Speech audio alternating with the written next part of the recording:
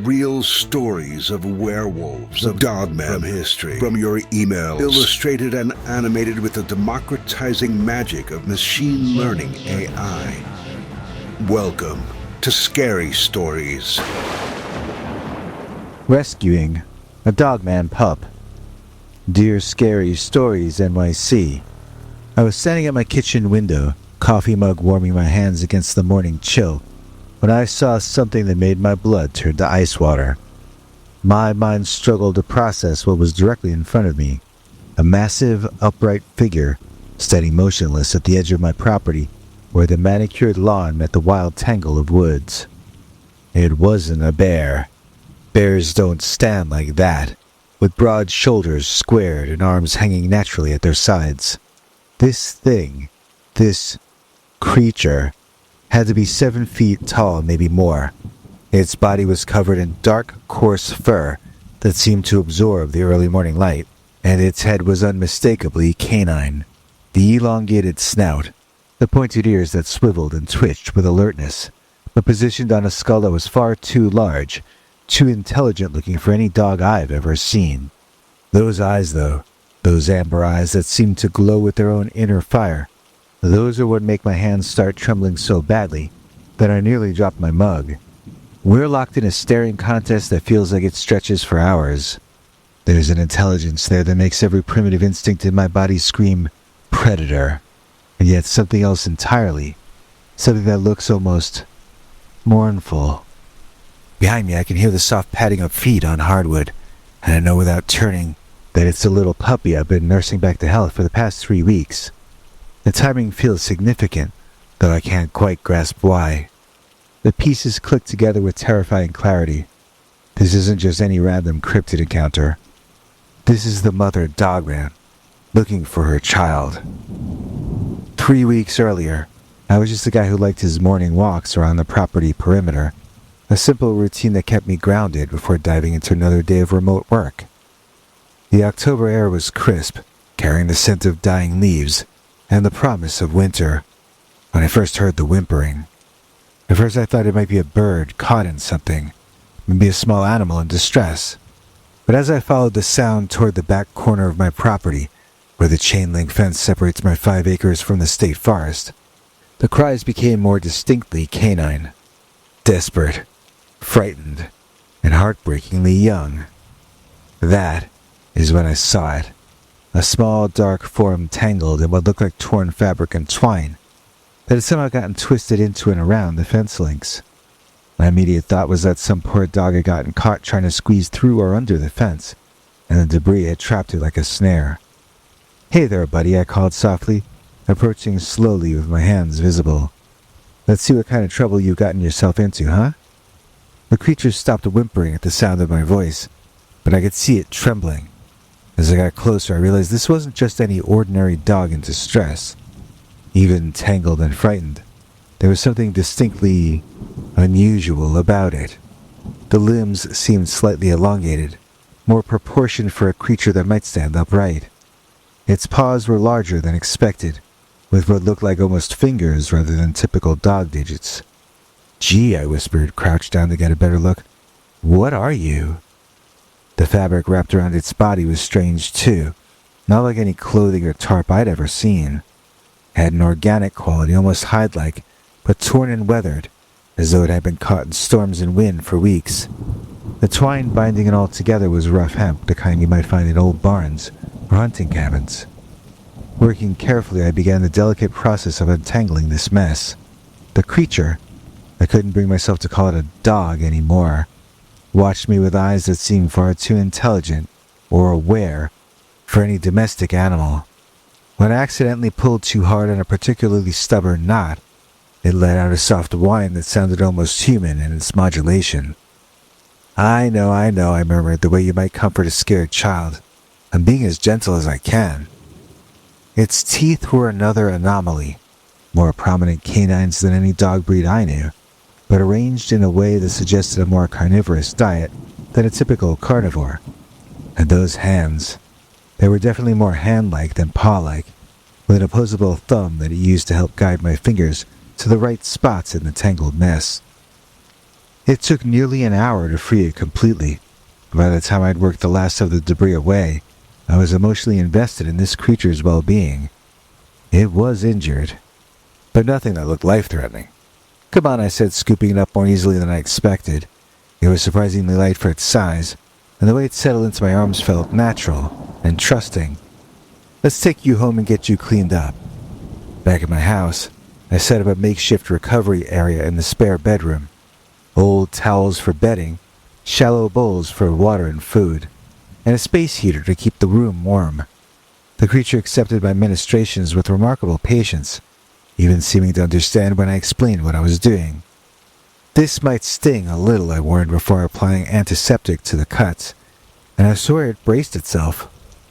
Over the following days, as I nursed it back to health, the strangeness only deepened. It ate both the dog food I brought and the fruits and vegetables I offered with equal enthusiasm. It used its front paws with remarkable dexterity to manipulate objects, almost like tiny hands. And sometimes, when it thought I wasn't looking, I'd catch glimpses of it standing on its hind legs, moving with a bipedal gait that was both natural and deeply unsettling. But the most unnerving thing was its intelligence. It seemed to understand not just simple commands, but complex explanations. When I told it to stay in the room while I went to get supplies, it stayed in the room. When I explained that I was going to check its wounds, it positioned itself to make the examination easier. This wasn't dog behavior. This was something else entirely. Still, I told myself it was just an unusual breed, maybe a wolf hybrid or some exotic pet that had escaped. The alternative, that I was caring for something that shouldn't exist, was just too impossible to consider. At least, that's what I told myself until the morning that I saw its mother standing in my yard, and everything I thought I knew about the world shifted forever. The thing about caring for something extraordinary is that you start making excuses for the impossible long before you're ready to accept the truth. Over those weeks of recovery, I became a master of rationalization, explaining away behaviors that should have sent me running to the nearest cryptozoology forum. Like the morning I walked into the spare room to find my puppy standing perfectly upright on its hind legs, front paws pressed against the window glass, watching something in the yard with an intensity that made my skin crawl. The moment it sensed my presence, it dropped to all fours and padded over to me with that innocent doggy demeanor that I had grown accustomed to. But I'd seen what I'd seen. That bipedal stance was too natural and too comfortable to be a fluke. "Just stretching, right, buddy?" I said, scratching behind his ears, but those amber eyes held a knowing look that seemed to say, "We both know better than that." The dexterity thing was another red flag I kept painting green. This creature could manipulate objects with his front paws in ways that defied every nature documentary I'd ever watched. It would unscrew the caps on water bottles. It would carefully turn the pages of magazines that I'd left lying around. And it even figured out how to work the child-proof latch on the cabinet where I kept its food. Not clumsily, not accidentally, but with precision. One evening, I decided to test my growing suspicions. "Hey," I said, sitting cross-legged on the floor beside its makeshift bed. "If you understand me, if you really understand me, blink twice." The creature tilted its head, studying my face with that unnerving intelligence, and then it slowly closed its eyes and opened them twice. My heart hammered against my ribs like it was trying to escape. This wasn't coincidence anymore. That night, I found myself Googling things I'd never thought I'd Google. Bipedal canine sightings, Dogman sightings, cryptid creatures in Michigan.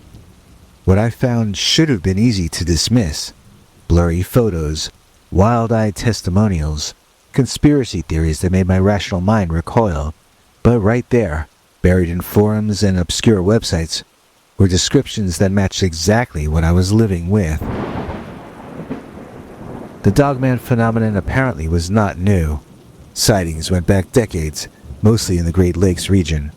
Witnesses described creatures that were part human, part canine, walking upright with human-like intelligence, but possessing supernatural strength and speed. Most encounters involved adults, but Several reports involved smaller juvenile creatures that exhibited more dog-like behaviors until they matured. I stared at my laptop screen until my eyes burned, cross-referencing locations, dates, behavioral patterns. The more I read, the more the pieces of my impossible puzzle clicked into place. This wasn't just some exotic pet or unusual breed. I was harboring something that existed in the shadows between myth and reality. But the real confirmation came the next morning, when I caught my house guest doing something that shattered the last of my denial. I had been watching from the hallway as it methodically arranged its toys in a specific pattern, using its front paws with the precision of tiny hands. When it finished, it sat back on its haunches, and it examined its work with obvious satisfaction. Then, it looked directly at me, as if it had known I was watching all along, and then, it smiled. Not the open-mouthed panting of a happy dog, but a subtle upturn of the lips that was unmistakably human in its expression. In that moment, I realized I wasn't just caring for an injured animal. I was hosting something that bridged the gap between human and beast in ways that redefined everything I thought I knew about the world. The strangest part wasn't the fear that I expected to feel. It was the overwhelming sense of privilege of being chosen to witness something extraordinary. This creature trusted me, had allowed me into its secret world, and somehow, that felt more important than the questions that kept me awake at night. Still, I couldn't shake the feeling that our time together was temporary. Looking back now, standing at my kitchen window with my coffee growing cold in my hands, I realized the signs had been there for days. I'd just been too focused on my house guest's recovery to notice the subtle changes in my small corner of the world. My dogs, two usually fearless German shepherds who'd never met a delivery truck they wouldn't bark at, had started refusing to go outside after sunset. They'd huddle by the back door, whimpering softly, their ears flat against their heads, as if they were listening to something I couldn't hear. When I'd force them out for their evening walks, they'd stick close to my legs, constantly looking over their shoulders toward the tree line. The wildlife had changed too. The family of deer that usually grazed in my back meadow at dawn had vanished completely. Even the birds seemed skittish, their morning songs replaced by nervous chittering that set my teeth on edge. The woods that had always felt like a peaceful sanctuary now held an oppressive weight, as if something massive was moving through them just beyond the reach of my vision. And then, there were the glimpses, peripheral shadows that disappeared in the moment I turned my head. The sense of being watched that made the hair on my arms stand up during my morning property walks. I had attributed it to stress, to the surreal situation of caring for something that supposedly didn't exist. But now, watching this towering creature standing motionless at the edge of my yard, I understood with crystal clarity that I'd been under surveillance. This mother had been watching her child's recovery from the shadows, close enough to intervene if needed, but patient enough to let a stranger tend to wounds that she couldn't heal herself. The weight of that trust, that desperate faith in my good intentions, settled on my shoulders like a physical presence. She'd been out there every night, probably pacing the perimeter of my property, her massive frame moving through the darkness with supernatural stealth, waiting, watching, hoping. The separation must have been agony for her, but she'd somehow understood that her child needed human care to survive. Now as we locked eyes across the distance, I could see the exhaustion in her posture, the way her shoulders sagged slightly with the weight of weeks spent in vigilant worry. But there was something else too, a flicker of recognition, maybe even gratitude, as if she knew I'd been caring for her most precious possession. The moment of reckoning had arrived. I'm not sure any of us were ready for what came next. Sometimes the most profound moments in life require the simplest actions. Staying there at my kitchen window, watching this impossible creature who'd been patiently waiting for her child, I felt something shift inside me, a recognition that transcended fear and moved straight into the realm of what was simply right. The decision crystallized with startling clarity. This wasn't about keeping something extraordinary for myself, or protecting the world from something they wouldn't understand. This was about a mother and a child who belonged together, regardless of what species they happen to be. "Come on, buddy," I whispered to the little one, who was still pressed against the window glass, trembling with what I now recognized as desperate longing. "Let's get you home." I scooped up the creature, my temporary house guest, my unlikely teacher, my bridge to a world I'd never imagined, and I cradled it against my chest. Its heart was hammering as fast as mine, but there was an electric anticipation in its body language that spoke of homecoming.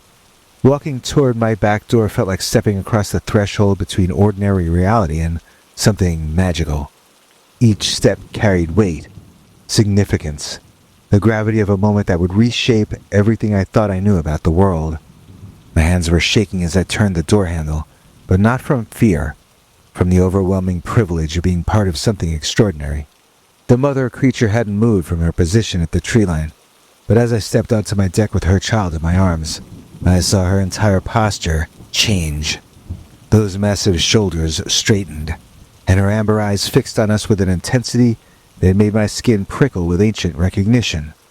She was beautiful and terrifying in equal measure, 7 feet of raw power and maternal love, contained in a form that defied every natural law I'd ever accepted. I walked slowly across my yard, each footstep deliberate, trying to project calm and peaceful intentions. The little one squirmed in my arms, not trying to escape, but vibrating with excitement, soft whimpers escaping that sounded almost like words I couldn't understand. When I reached the halfway point between my house and the woods, I gently set the creature down.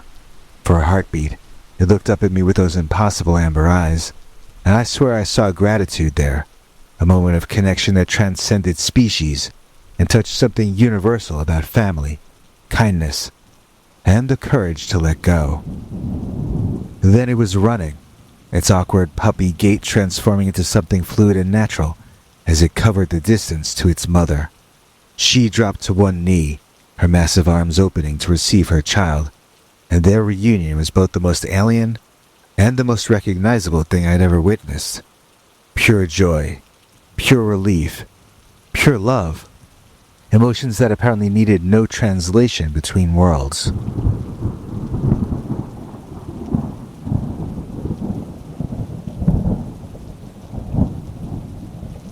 The mother's acknowledgement came as a complete surprise. After examining her child with obvious relief, running her massive hands over every inch to check for injuries, she turned her amber eyes toward me. For a moment that stretched like eternity, we simply looked at each other across the impossible divide between human and whatever she was. And then, she nodded, not the casual bob of a head, but a deep, deliberate gesture of recognition and gratitude that nearly brought me to my knees. She understood.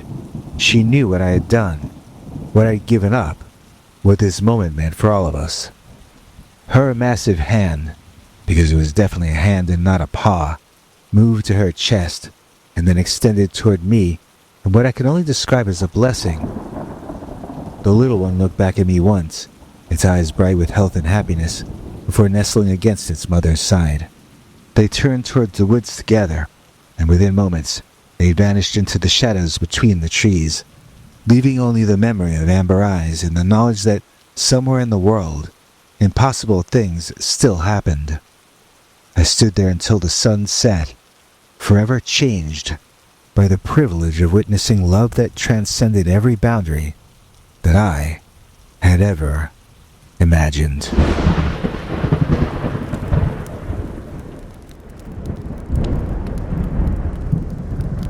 There's one person you cannot ignore. That's our EP today, Alex Kessler Ford. Please join me in thanking tonight's executive producer, Alex Kessler Ford, for making this episode possible. As a channel member through YouTube, Alex got to see this week's all-new Secret Uncensored, members-only Dogman story. If you'd like to check it out as well, then listen to what our international TV spokesmongrel, Henry Lee Dogman, has to say. Hank? Thanks, Biggie. And thanks to all of you for watching this far.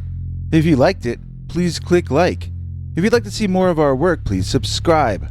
And also click that bell icon if you'd like to be notified when we put out a new episode. To become an executive producer, you can donate to us through the thanks button under each of our videos, or through our paypal.me/PeterBernard209 page. To receive cool perks like secret uncensored Dogman episodes far too wild to ever run on this channel, you can become a YouTube channel member by clicking the join button, or join our PayPal subscribers club at peterbernard.com. Joining either at the $3 a month level or above gets you access to our over 25 hours of secret uncensored Dogman stories available nowhere else. Do you have a scary story about Dogman or some other kind of high strangeness that happened to you? Let us know by emailing us at scarystoriesnyc@gmail.com or by leaving us a voicemail message at 804-LA-SCARY. You may need to call back on that one. It cuts off after, I think, 3 minutes. And if you don't want to do any of that stuff, thank you for simply watching to the end. Good night, and have a scary tomorrow.